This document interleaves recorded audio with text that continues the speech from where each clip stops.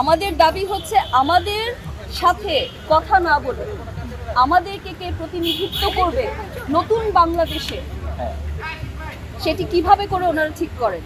আপনারা বলেন হচ্ছে বৈষম্য বিরোধী আন্দোলন, আমরাও ছিলাম বৈষম্য বিরোধী আন্দোলনে। এখন আমাদের অধিকার হরণ করে সেই বৈষম্য বিরোধী আন্দোলন তো আপনারা করতে পারেন না, সেই ফলাফল তো আমরা আনতে পারবো না। আমরা তো আশা করেছিলাম, বুক বেঁধেছিলাম হচ্ছে ভালো একটা প্রতিফলন হবে, তাদের চিন্তা বিবেচনায় হচ্ছে গিয়ে সমন্বয়কারীদের মাঝেও হবে। এটা আমরা তো মনে করেছিলাম, এটা আশা করেছিলাম। গতকাল যখন হচ্ছে গিয়ে এটা ঘোষণা করা হলো, এমন একজন মানুষকে হচ্ছে গিয়ে যিনি কিনা হচ্ছে গিয়ে আমি বলবো পাপেট, উনি তো হচ্ছেন গিয়ে হ্যাঁ, এখন কথা তোতা পাখির মতো মানুষের আমার দরকার নাই। আপনাকে বলাবে, আপনি বলবেন, এটা তো মানুষ দরকার নাই। কথা হচ্ছে নিজের মননশীলতা থেকে, নিজের বিবেক বুদ্ধি থেকে যে মানুষ নিজে হচ্ছে আমাদের আকুতিগুলো কথা বলতে পারবেন, আমরা হচ্ছে ওরকম মানুষ চাই।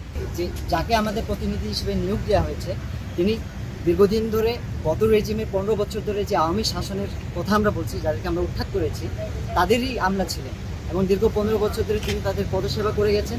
এমন একজনকে প্রতিনিধিত্ব দেওয়া হয়েছে। আমরা জানতে চাই যে কার সাথে কনসাল্ট করে এরকম দালাল পাপেত একজন মানুষকে এখানে প্রতিনিধিত্ব দেওয়া হলো। কার নাম প্রস্তাব করছেন এখন কি হতে পারে? আমরা এখানে কাউকে প্রস্তাব করতে চাই না।